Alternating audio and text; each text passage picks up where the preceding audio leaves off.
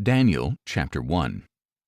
In the 3rd year of the reign of Jehoiakim king of Judah, Nebuchadnezzar king of Babylon came to Jerusalem and besieged it. And the Lord delivered into his hand Jehoiakim king of Judah, along with some of the articles from the house of God. He carried these off to the land of Shinar, to the house of his God, where he put them in the treasury of his God. Then the king ordered Ashpenaz, the chief of his court officials, to bring in some Israelites from the royal family and the nobility, young men without blemish, handsome, gifted in all wisdom, knowledgeable, quick to understand, and qualified to serve in the king's palace, and to teach them the language and literature of the Chaldeans. The king assigned them daily provisions of the royal food and wine. They were to be trained for 3 years, after which they were to enter the king's service. Among these young men were some from Judah: Daniel, Hananiah, Mishael, and Azariah. The chief official gave them new names. To Daniel he gave the name Belteshazzar, to Hananiah Shadrach, to Mishael Meshach, and to Azariah Abednego. But Daniel made up his mind that he would not defile himself with the king's food or wine. So he asked the chief official for permission not to defile himself. Now God had granted Daniel favor and compassion from the chief official, but he said to Daniel, "I fear my lord the king, who has assigned your food and drink. For why should he see your faces looking thinner than those of the other young men your age? You would endanger my head before the king." Then Daniel said to the steward, whom the chief official had appointed over Daniel, Hananiah, Mishael, and Azariah, "Please test your servants for 10 days. Let us be given only vegetables to eat and water to drink. Then compare our appearances with those of the young men who are eating the royal food, and deal with your servants according to what you see." So he consented to this and tested them for 10 days. And at the end of 10 days they looked healthier and better nourished than all the young men who were eating the king's food. So the steward continued to withhold their choice food and the wine they were to drink, and he gave them vegetables instead. To these 4 young men God gave knowledge and understanding in every kind of literature and wisdom, and Daniel had insight into all kinds of visions and dreams. Now at the end of the time specified by the king, the chief official presented them to Nebuchadnezzar. And the king spoke with them, and among all the young men he found no one equal to Daniel, Hananiah, Mishael, and Azariah. So they entered the king's service. In every matter of wisdom and understanding about which the king consulted them, he found them 10 times better than all the magicians and enchanters in his entire kingdom. And Daniel remained there until the 1st year of King Cyrus. Daniel chapter 2. In the 2nd year of his reign, Nebuchadnezzar had dreams that troubled his spirit, and sleep escaped him. So the king gave orders to summon the magicians, enchanters, sorcerers, and astrologers to explain his dreams. When they came and stood before the king, he said to them, "I have had a dream, and my spirit is anxious to understand it." Then the astrologers answered the king in Aramaic, "O king, may you live forever. Tell your servants the dream, and we will give the interpretation." The king replied to the astrologers, "My word is final. If you do not tell me the dream and its interpretation, you will be cut into pieces, and your houses will be reduced to rubble. But if you tell me the dream and its interpretation, you will receive from me gifts and rewards and great honor. So tell me the dream and its interpretation." They answered a second time, "Let the king tell the dream to his servants, and we will give the interpretation." The king replied, "I know for sure that you are stalling for time, because you see that my word is final. If you do not tell me the dream, there is only one decree for you. You have conspired to speak before me false and fraudulent words, hoping the situation will change. Therefore, tell me the dream, and I will know that you can give me its interpretation." The astrologers answered the king, "No one on earth can do what the king requests. No king, however great and powerful, has ever asked anything like this of any magician, enchanter, or astrologer. What the king requests is so difficult that no one can tell it to him except the gods, whose dwelling is not with mortals." This response made the king so furious with anger that he gave orders to destroy all the wise men of Babylon. So the decree went out that the wise men were to be executed, and men went to look for Daniel and his friends to execute them. When Arioch, the commander of the king's guard, had gone out to execute the wise men of Babylon, Daniel replied with discretion and tact. "Why is the decree from the king so harsh?" he asked. At this time Arioch explained the situation to Daniel. So Daniel went in and asked the king to give him some time so that he could give him the interpretation. Then Daniel returned to his house and explained the matter to his friends Hananiah, Mishael, and Azariah, urging them to plead for mercy from the God of heaven concerning this mystery, so that Daniel and his friends would not be killed with the rest of the wise men of Babylon. During the night the mystery was revealed to Daniel in a vision, and he blessed the God of heaven and declared, "Blessed be the name of God forever and ever, for wisdom and power belong to him.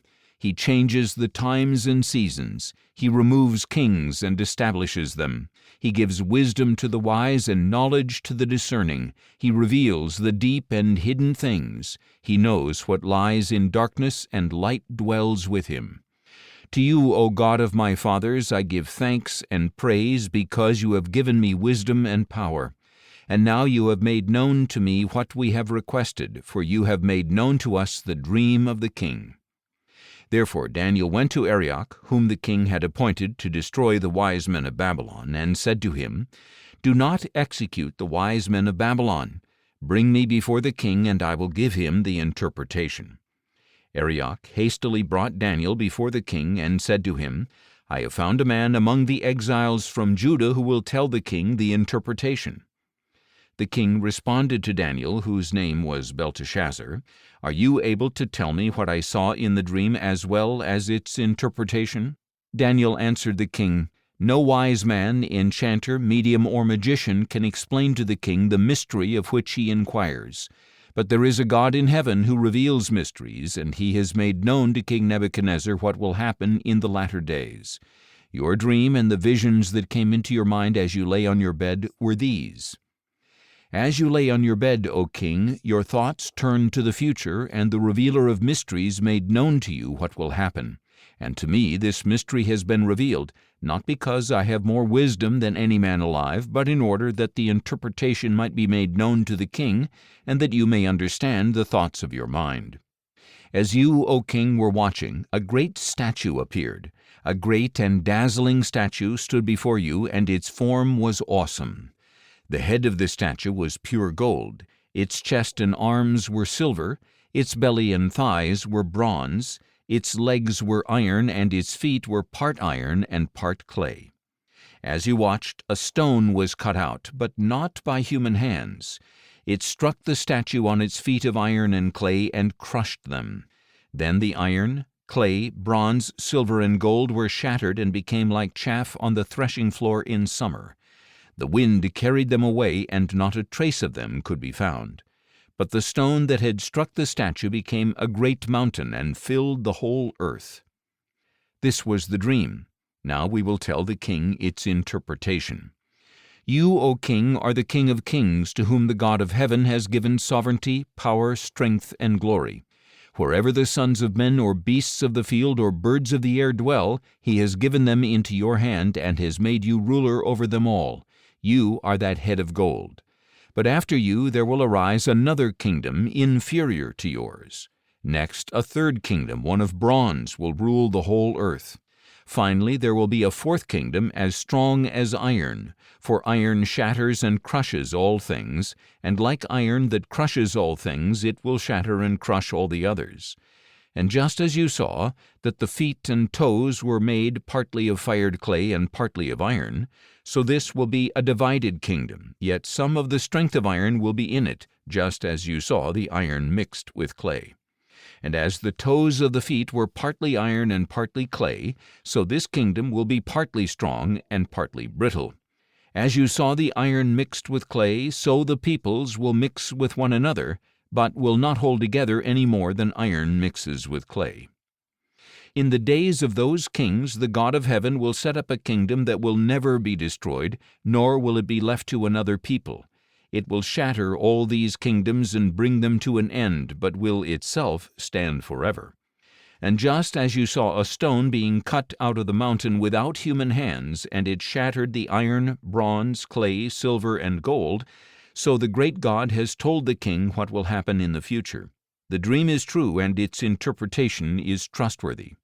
At this, King Nebuchadnezzar fell on his face, paid homage to Daniel, and ordered that an offering of incense be presented to him.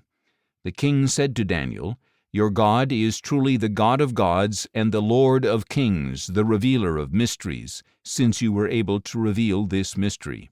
Then the king promoted Daniel and gave him many generous gifts.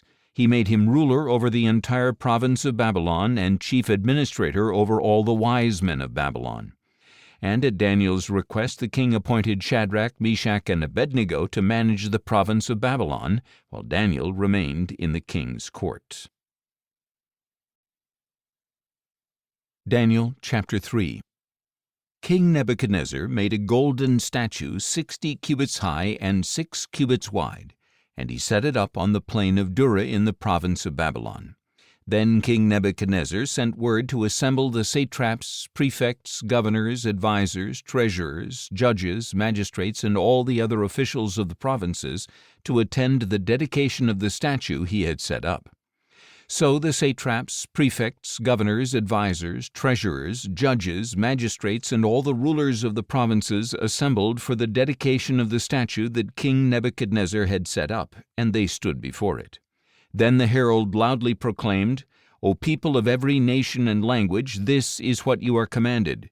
As soon as you hear the sound of the horn, flute, zither, lyre, harp, pipes, and all kinds of music, you must fall down and worship the golden statue that King Nebuchadnezzar has set up. And whoever does not fall down and worship will immediately be thrown into the blazing fiery furnace." Therefore, as soon as all the people heard the sound of the horn, flute, zither, lyre, harp, and all kinds of music, the people of every nation and language would fall down and worship the golden statue that King Nebuchadnezzar had set up. At this time some astrologers came forward and maliciously accused the Jews, saying to King Nebuchadnezzar, "O king, may you live forever. You, O king, have issued a decree that everyone who hears the sound of the horn, flute, zither, lyre, harp, pipes, and all kinds of music must fall down and worship the golden statue, and that whoever does not fall down and worship will be thrown into the blazing fiery furnace. But there are some Jews you have appointed to manage the province of Babylon, Shadrach, Meshach, and Abednego, who have ignored you, O king, and have refused to serve your gods or worship the golden statue you have set up." Then Nebuchadnezzar, furious with rage, summoned Shadrach, Meshach, and Abednego. So these men were brought before the king, and Nebuchadnezzar said to them, "Shadrach, Meshach, and Abednego, is it true that you do not serve my gods or worship the golden statue I have set up? Now, if you are ready, as soon as you hear the sound of the horn, flute, zither, lyre, harp, pipes, and all kinds of music, you must fall down and worship the statue I have made. But if you refuse to worship, you will be thrown at once into the blazing fiery furnace. Then what God will be able to deliver you from my hands?" Shadrach, Meshach, and Abednego replied to the king, "O Nebuchadnezzar, we have no need to answer you in this matter.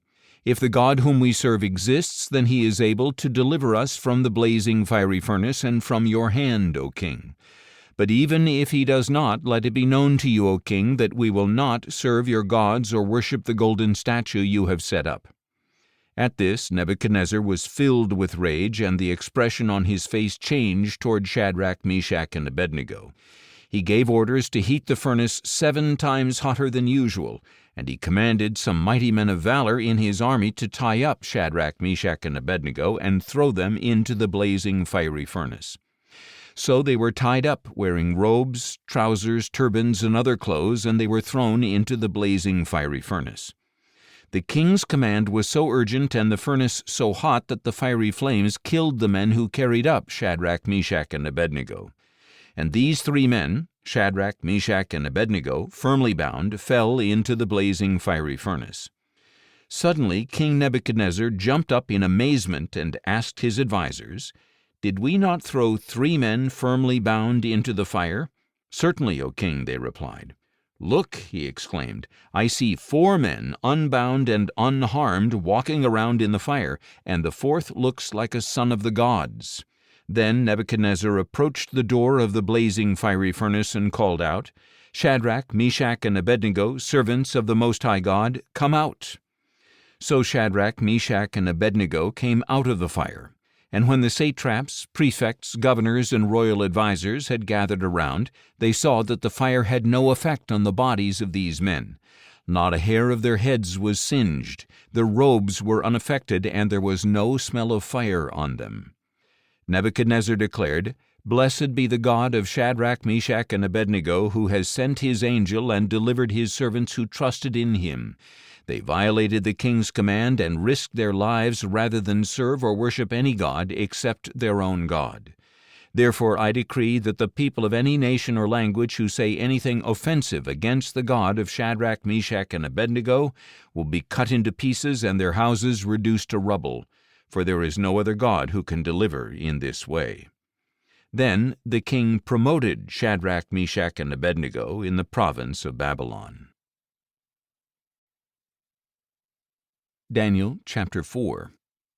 King Nebuchadnezzar, to the people of every nation and language who dwell in all the earth, may your prosperity be multiplied. I am pleased to declare the signs and wonders that the Most High God has performed for me.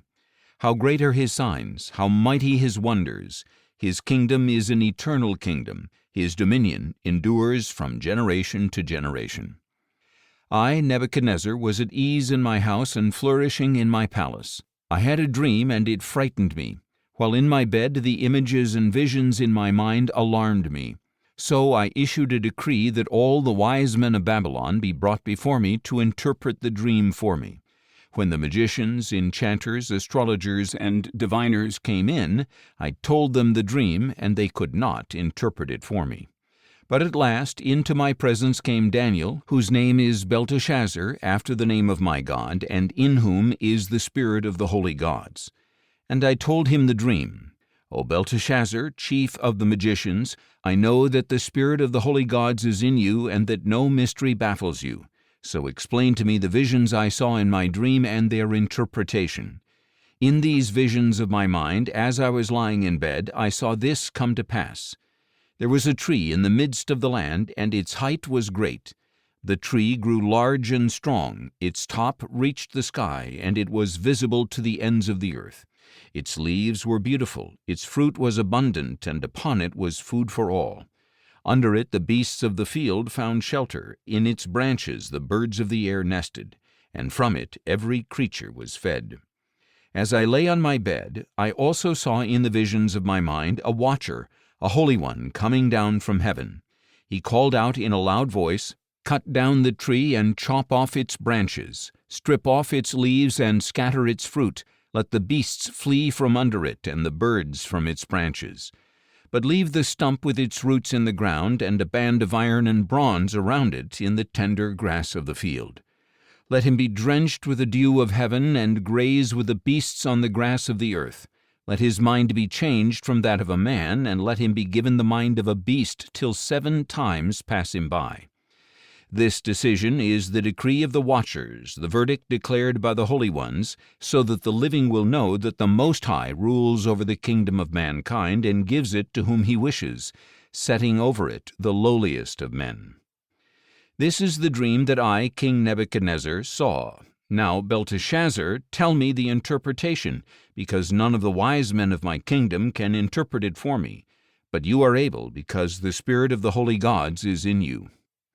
For a time, Daniel, who was also known as Belteshazzar, was perplexed, and his thoughts alarmed him. So the king said, "Belteshazzar, do not let the dream or its interpretation alarm you." "My lord," replied Belteshazzar, "may the dream apply to those who hate you, and its interpretation to your enemies. The tree you saw that grew large and strong, whose top reached the sky and was visible to all the earth, whose foliage was beautiful, and whose fruit was abundant, providing food for all, under which the beasts of the field lived, and in whose branches the birds of the air nested, you, O king, are that tree. For you have become great and strong, your greatness has grown to reach the sky, and your dominion extends to the ends of the earth. And you, O king, saw a watcher, a holy one, coming down from heaven and saying, Cut down the tree and destroy it, but leave the stump with its roots in the ground, and a band of iron and bronze around it in the tender grass of the field. Let him be drenched with the dew of heaven, and graze with the beasts of the field till 7 times pass him by. This is the interpretation, O king, and this is the decree that the Most High has issued against my lord the king. You will be driven away from mankind, and your dwelling will be with the beasts of the field. You will feed on grass like an ox, and be drenched with the dew of heaven, and 7 times shall pass you by, until you acknowledge that the Most High rules over the kingdom of mankind, and gives it to whom he wishes. As for the command to leave the stump of the tree with its roots, your kingdom will be restored to you as soon as you acknowledge that heaven rules. Therefore may my advice be pleasing to you, O king. Break away from your sins by doing what is right, and from your iniquities by showing mercy to the oppressed. Perhaps there will be an extension of your prosperity. All this happened to King Nebuchadnezzar. 12 months later, as he was walking on the roof of the royal palace of Babylon, the king exclaimed, Is this not Babylon the Great, which I myself have built by the might of my power as a royal residence and for the glory of my majesty? While the words were still in the king's mouth, a voice came from heaven.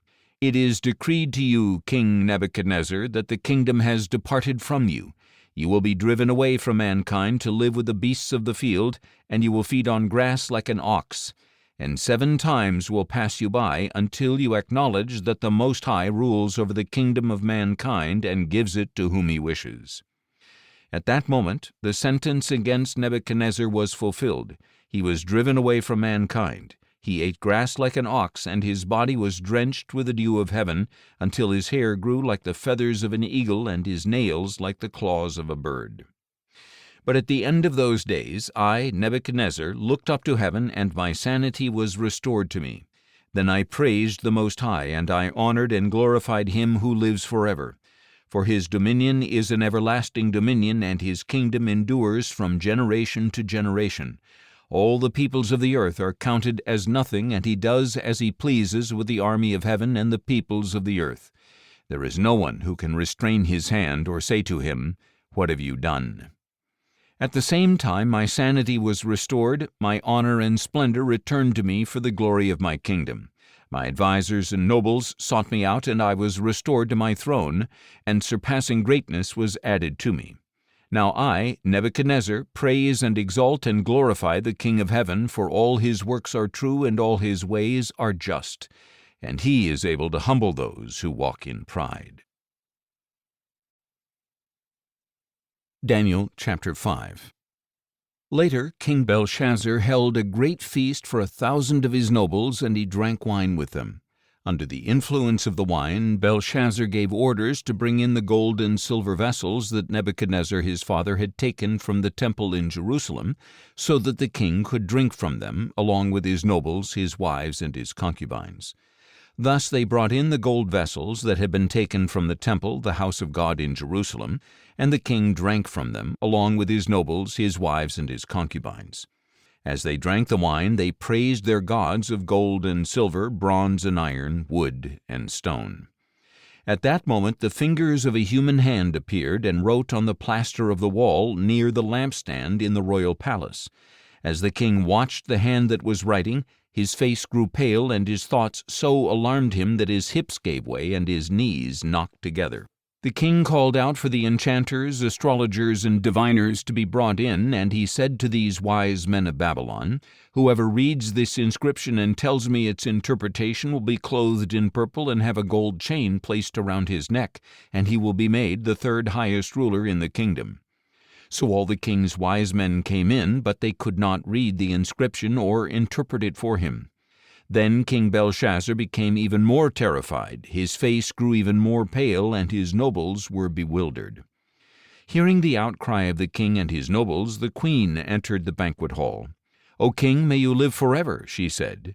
"Do not let your thoughts terrify you, or your face grow pale. There is a man in your kingdom who has the spirit of the holy gods in him. In the days of your father he was found to have insight, intelligence, and wisdom like that of the gods. Your father, King Nebuchadnezzar, appointed him chief of the magicians, enchanters, astrologers, and diviners. Your own father, the king, did this because Daniel, the one he named Belteshazzar, was found to have an extraordinary spirit as well as knowledge, understanding, and the ability to interpret dreams, explain riddles, and solve difficult problems. Summon Daniel, therefore, and he will give you the interpretation." So Daniel was brought before the king, who asked him, "Are you, Daniel, one of the exiles my father the king brought from Judah? I have heard that the spirit of the gods is in you, and that you have insight, intelligence, and extraordinary wisdom. Now the wise men and enchanters were brought before me to read this inscription and interpret it for me, but they could not give its interpretation. But I have heard about you that you are able to give interpretations and solve difficult problems. Therefore, if you can read this inscription and give me its interpretation, you will be clothed in purple and have a gold chain placed around your neck, and you will be made the third highest ruler in the kingdom." In response, Daniel said to the king, "You may keep your gifts for yourself and give your rewards to someone else. Nevertheless, I will read the inscription for the king and interpret it for him. As for you, O king, the Most High God gave your father Nebuchadnezzar sovereignty and greatness, glory and honor. Because of the greatness that he bestowed on him, the people of every nation and language trembled in fear before him. He killed whom he wished and kept alive whom he wished. He exalted whom he wished and humbled whom he wished.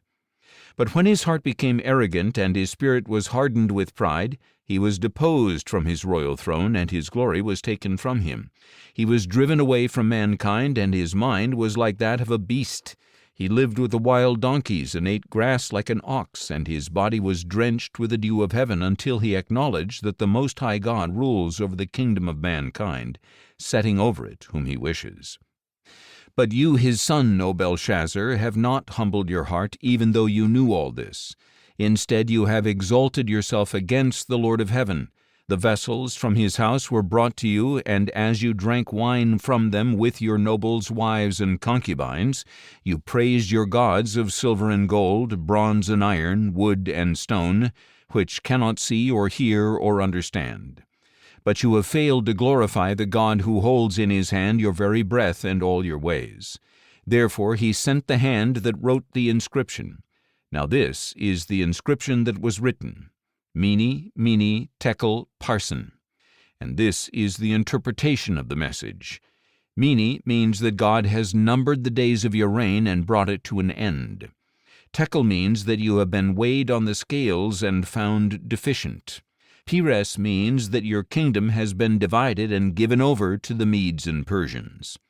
Then Belshazzar gave the command, and they clothed Daniel in purple, placed a gold chain around his neck, and proclaimed him the third highest ruler in the kingdom. That very night Belshazzar, king of the Chaldeans, was slain, and Darius the Mede received the kingdom at the age of 62. Daniel chapter 6. Now it pleased Darius to appoint 120 satraps to rule throughout the kingdom, and over them 3 administrators, including Daniel, to whom these satraps were accountable, so that the king would not suffer loss.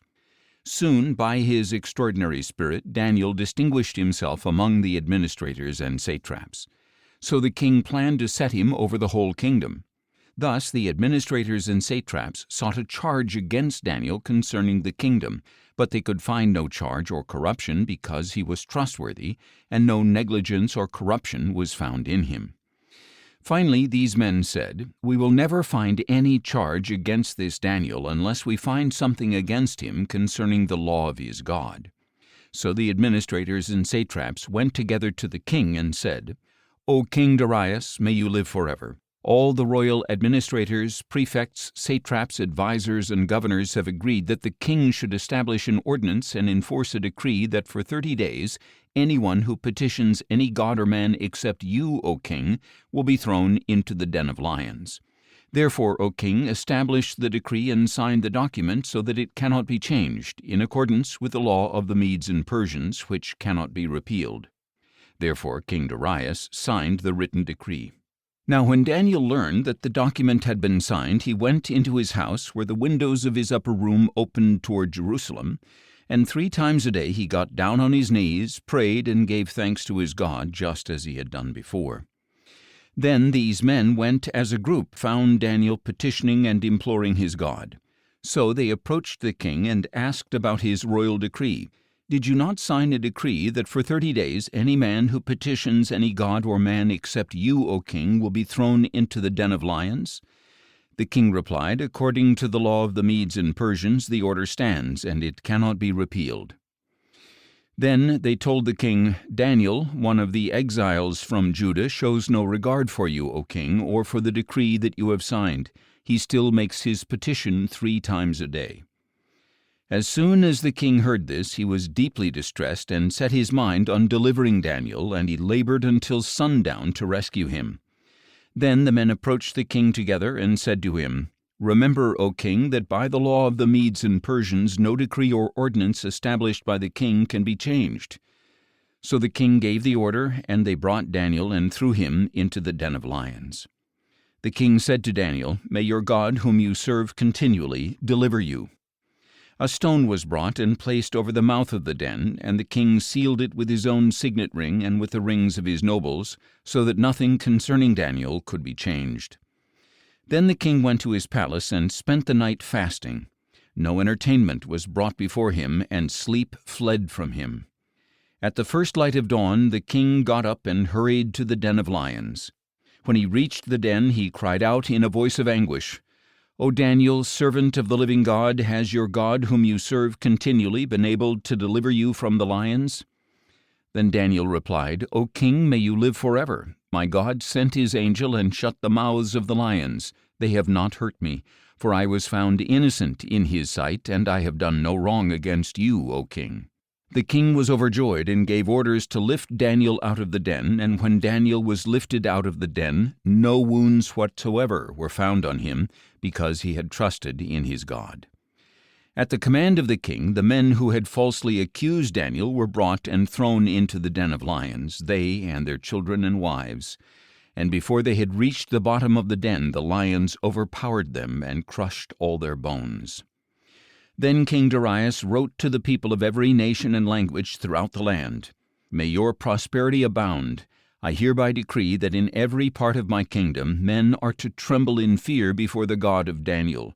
For he is the living God, and he endures forever. His kingdom will never be destroyed, and his dominion will never end. He delivers and rescues. He performs signs and wonders in the heavens and on the earth, for he has rescued Daniel from the power of the lions." So Daniel prospered during the reign of Darius and the reign of Cyrus the Persian. Daniel chapter 7. In the first year of the reign of Belshazzar over Babylon, Daniel had a dream, and visions passed through his mind as he lay on his bed. He wrote down the dream, and this is the summary of his account. Daniel declared, "In my vision in the night I looked, and suddenly the 4 winds of heaven were churning up the great sea.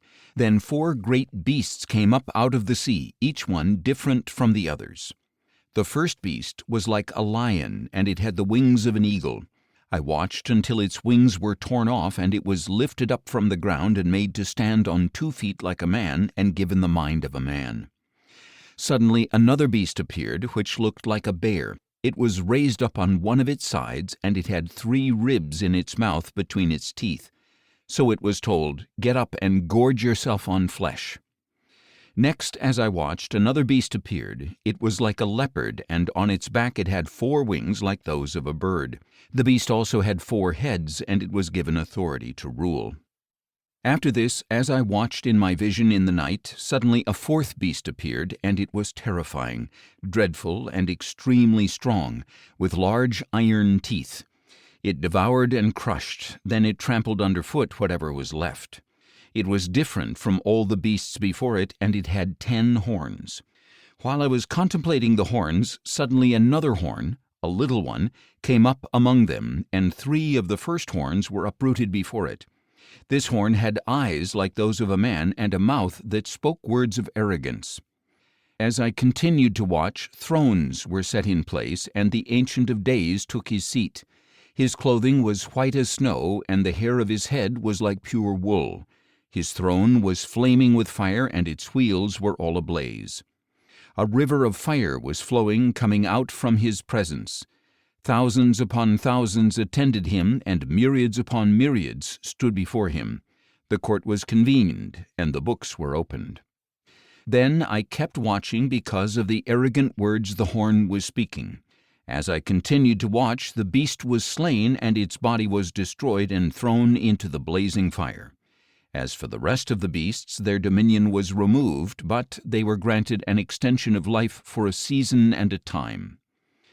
In my vision in the night I continued to watch, and I saw one like the Son of Man coming with the clouds of heaven. He approached the Ancient of Days and was led into his presence. And he was given dominion, glory, and kingship, that the people of every nation and language should serve him.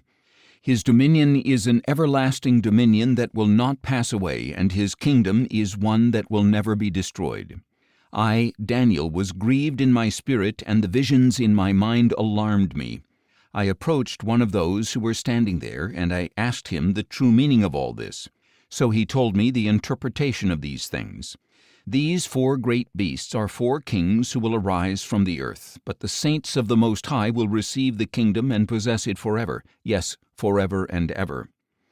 Then I wanted to know the true meaning of the 4th beast, which was different from all the others, extremely terrifying, devouring and crushing with iron teeth and bronze claws, then trampling underfoot whatever was left.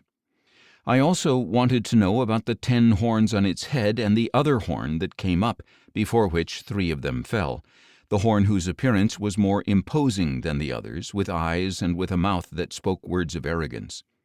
As I watched, this horn was waging war against the saints and prevailing against them, until the Ancient of Days arrived and pronounced judgment in favor of the saints of the Most High, and the time came for them to possess the kingdom.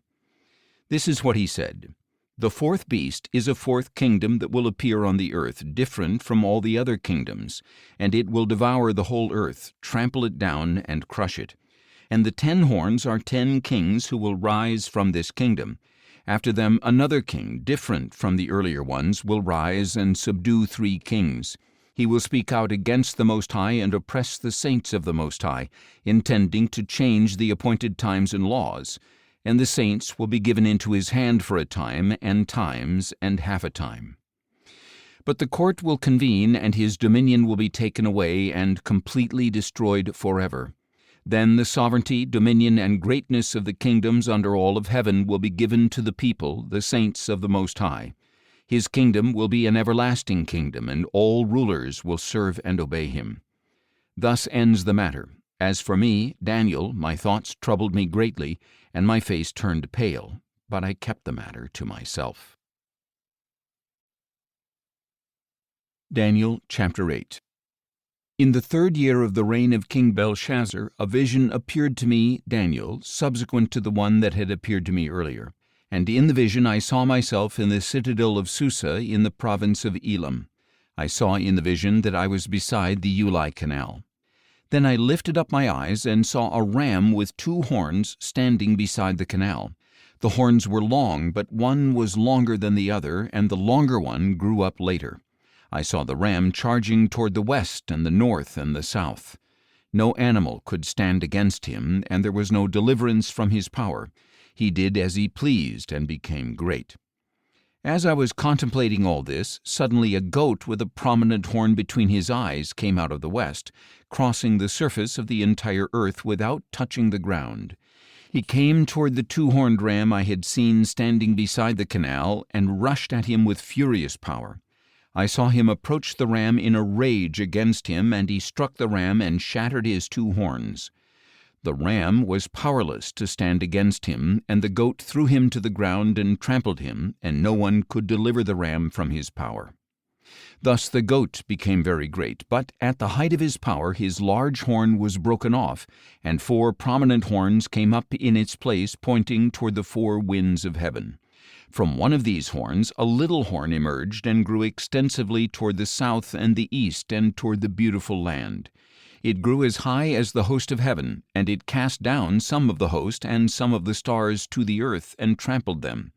It magnified itself even to the prince of the host. It removed his daily sacrifice and overthrew the place of his sanctuary. And in the rebellion the host and the daily sacrifice were given over to the horn, and it flung truth to the ground and prospered in whatever it did. Then I heard a Holy One speaking, and another Holy One said to him, How long until the fulfillment of the vision of the daily sacrifice, the rebellion that causes desolation, and the surrender of the sanctuary and of the host to be trampled? He said to me, It will take 2,300 evenings and mornings, then the sanctuary will be properly restored. While I, Daniel, was watching the vision and trying to understand it, there stood before me one having the appearance of a man. And I heard the voice of a man calling from between the banks of the Uli, Gabriel, explain the vision to this man. As he came near to where I stood, I was terrified and fell face down. Son of man, he said to me, understand that the vision concerns the time of the end. While he was speaking with me, I fell into a deep sleep with my face to the ground. Then he touched me, helped me to my feet, and said, Behold, I will make known to you what will happen in the latter time of wrath, because it concerns the appointed time of the end. The two-horned ram that you saw represents the kings of Media and Persia.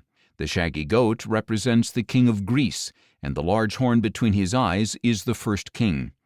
The 4 horns that replaced the broken one represent 4 kingdoms that will rise from that nation, but will not have the same power. In the latter part of their reign, when the rebellion has reached its full measure, an insolent king, skilled in intrigue, will come to the throne. His power will be great, but it will not be his own. He will cause terrible destruction and succeed in whatever he does. He will destroy the mighty men along with the holy people. Through his craft and by his hand he will cause deceit to prosper, and in his own mind he will make himself great. In a time of peace he will destroy many, and he will even stand against the Prince of Princes. Yet he will be broken off, but not by human hands. The vision of the evenings and the mornings that has been spoken is true. Now you must seal up the vision, for it concerns the distant future. I, Daniel, was exhausted and lay ill for days. Then I got up and went about the king's business. I was confounded by the vision. It was beyond understanding. Daniel chapter 9.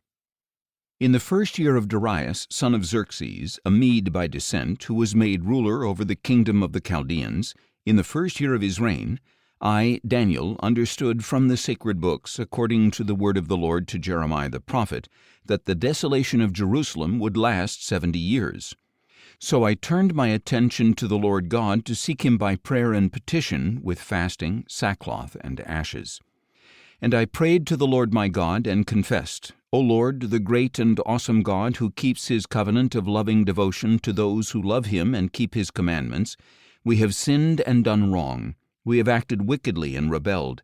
We have turned away from your commandments and ordinances. We have not listened to your servants the prophets who spoke in your name to our kings, leaders, and fathers, and to all the people of the land. To you, O Lord, belongs righteousness, but this day we are covered with shame. The men of Judah, the people of Jerusalem, and all Israel near and far, in all the countries to which you have driven us because of our unfaithfulness to you. O Lord, we are covered with shame, our kings, our leaders, and our fathers, because we have sinned against you. To the Lord our God belong compassion and forgiveness, even though we have rebelled against him, and have not obeyed the voice of the Lord our God to walk in his laws, which he set before us through his servants the prophets. All Israel has transgressed your law and turned away, refusing to obey your voice. So the oath and the curse written in the law of Moses, the servant of God, has been poured out on us, because we have sinned against you. You have carried out the words spoken against us and against our rulers by bringing upon us a great disaster. For under all of heaven nothing has ever been done like what has been done to Jerusalem. Just as it is written in the law of Moses, all this disaster has come upon us, yet we have not sought the favor of the Lord our God by turning from our iniquities and giving attention to your truth. Therefore the Lord has kept the calamity in store and brought it upon us. For the Lord our God is righteous in all he does, yet we have not obeyed his voice. Now, O Lord our God, who brought your people out of the land of Egypt with a mighty hand, and who made for yourself a name renowned to this day, we have sinned, we have acted wickedly. O Lord, in keeping with all your righteous acts, I pray that your anger and wrath may turn away from your city Jerusalem, your holy mountain.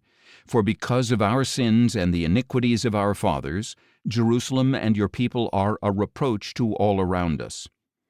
So now, our God, hear the prayers and petitions of your servant.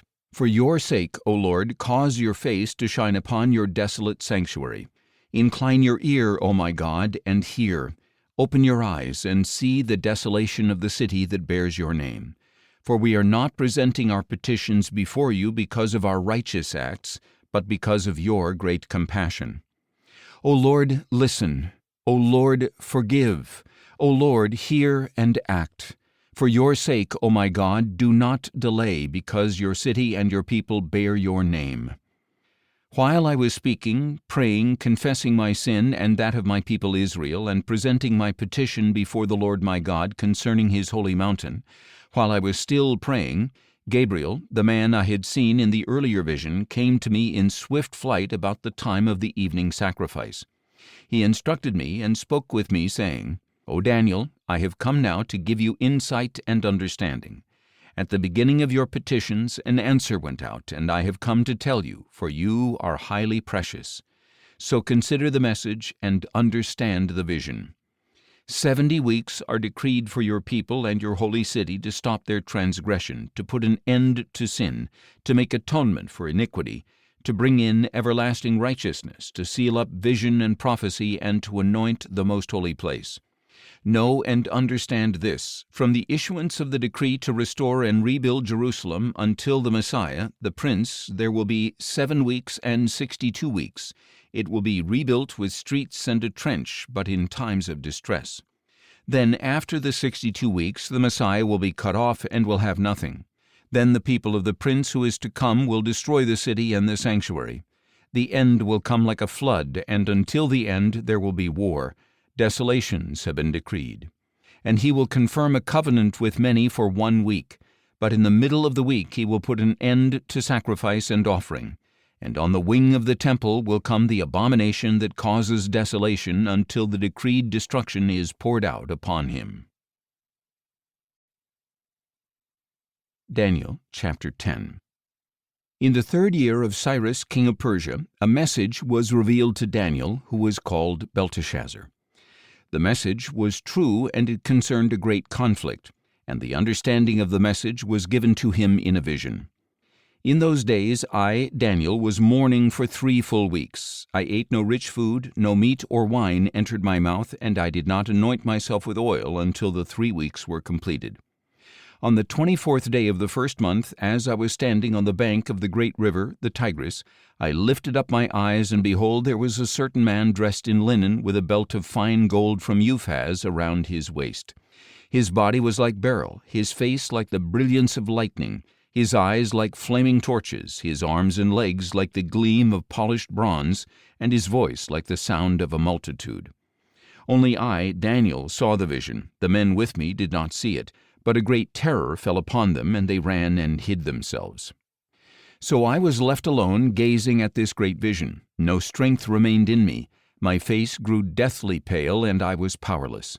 I heard the sound of his words, and as I listened, I fell into a deep sleep with my face to the ground. Suddenly a hand touched me and set me trembling on my hands and knees.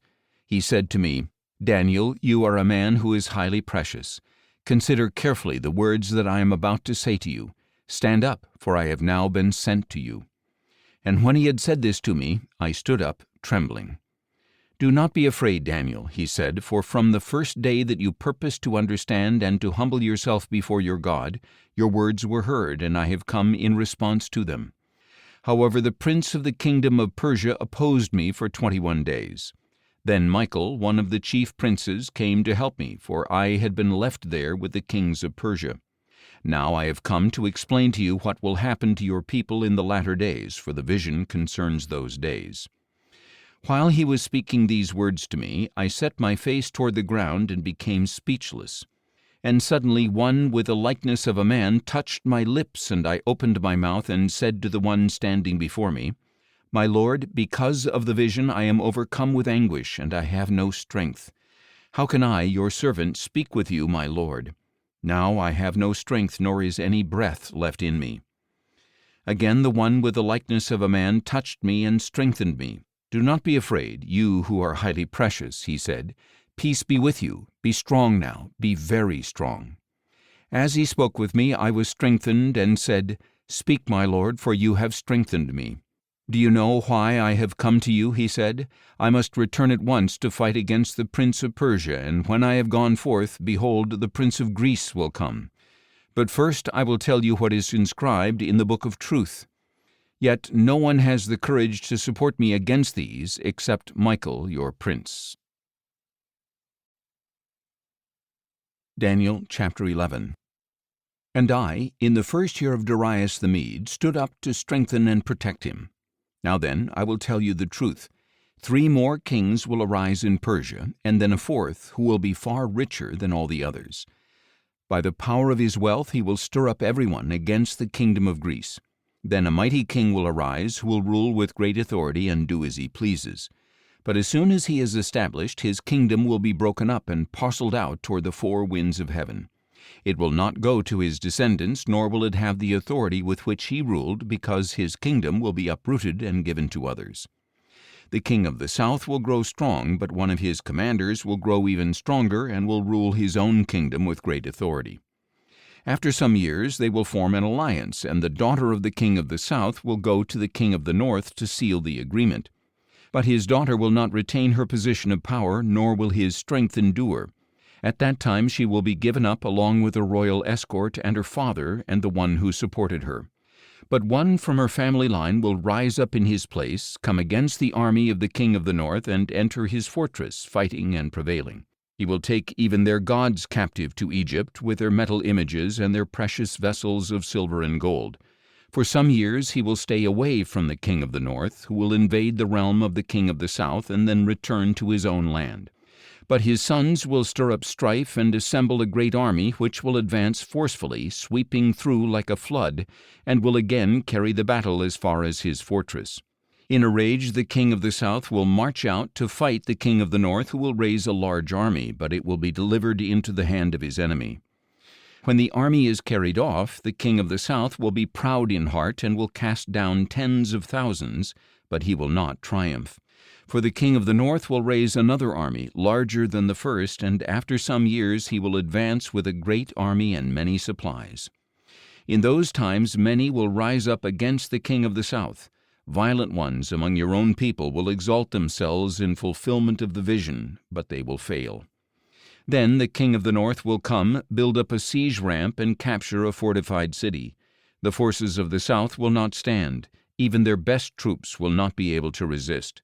The invader will do as he pleases, and no one will stand against him. He will establish himself in the beautiful land, with destruction in his hand.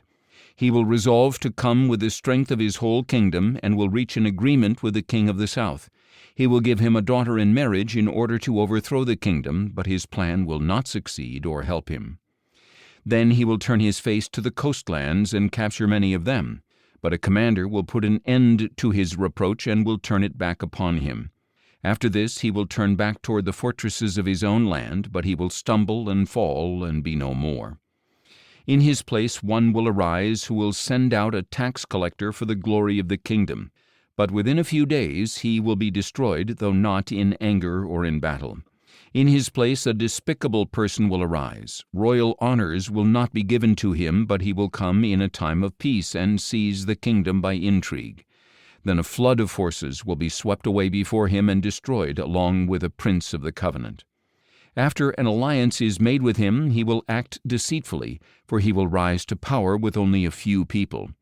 In a time of peace he will invade the richest provinces and do what his fathers and forefathers never did. He will lavish plunder, loot, and wealth on his followers, and he will plot against the strongholds, but only for a time. And with a large army he will stir up his power and his courage against the king of the south, who will mobilize a very large and powerful army, but will not withstand the plots devised against him. Those who eat from his provisions will seek to destroy him. His army will be swept away, and many will fall slain. And the 2 kings with their hearts bent on evil will speak lies at the same table, but to no avail. for still the end will come at the appointed time. The king of the north will return to his land with great wealth, but his heart will be set against the holy covenant, so he will do damage and return to his own land. At the appointed time he will invade the south again, but this time will not be like the first. Ships of Kittim will come against him, and he will lose heart. Then he will turn back and rage against the holy covenant and do damage. So he will return and show favor to those who forsake the holy covenant. His forces will rise up and desecrate the temple fortress. They will abolish the daily sacrifice and set up the abomination of desolation. With flattery he will corrupt those who violate the covenant, but the people who know their God will firmly resist him. Those with insight will instruct many, though for a time they will fall by sword or flame or be captured or plundered. Now, when they fall, they will be granted a little help, but many will join them insincerely.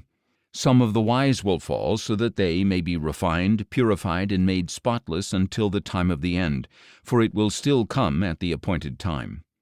Then the king will do as he pleases, and will exalt and magnify himself above every god, and he will speak monstrous things against the God of gods. He will be successful until the time of wrath is completed, for what has been decreed must be accomplished. He will show no regard for the gods of his fathers, nor for the one desired by women, nor for any other god, because he will magnify himself above them all.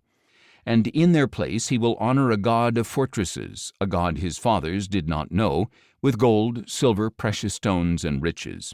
He will attack the strongest fortresses with the help of a foreign god, and will greatly honor those who acknowledge him, making them rulers over many and distributing the land for a price.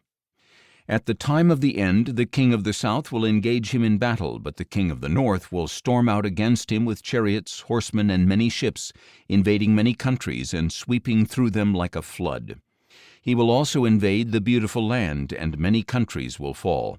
But these will be delivered from his hand, Edom, Moab, and the leaders of the Ammonites. He will extend his power over many countries, and not even the land of Egypt will escape. He will gain control of the treasures of gold and silver and over all the riches of Egypt, and the Libyans and Cushites will also submit to him. But news from the east and the north will alarm him, and he will go out with great fury to destroy many and devote them to destruction. He will pitch his royal tents between the sea and the beautiful holy mountain, but he will meet his end with no one to help him. Daniel chapter 12. At that time Michael, the great prince who stands watch over your people, will rise up.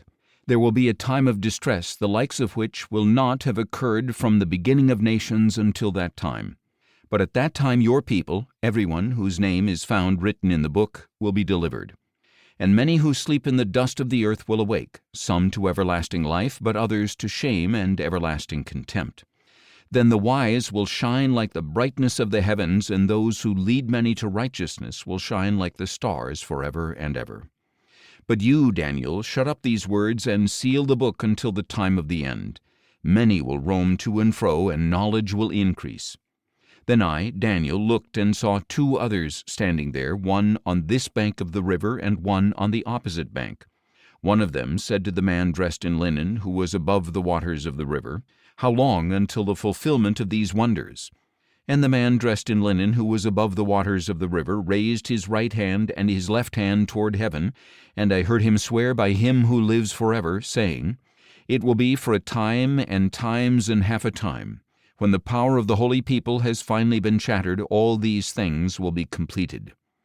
I heard, but I did not understand. So I asked, "My Lord, what will be the outcome of these things?" "Go on your way, Daniel," he replied, "for the words are closed up and sealed until the time of the end. Many will be purified, made spotless and refined, but the wicked will continue to act wickedly. None of the wicked will understand, but the wise will understand. And from the time the daily sacrifice is abolished and the abomination of desolation set up, there will be 1,290 days. Blessed is he who waits and reaches the end of the 1,335 days. But as for you, go on your way until the end. You will rest and will arise to your inheritance at the end of the days.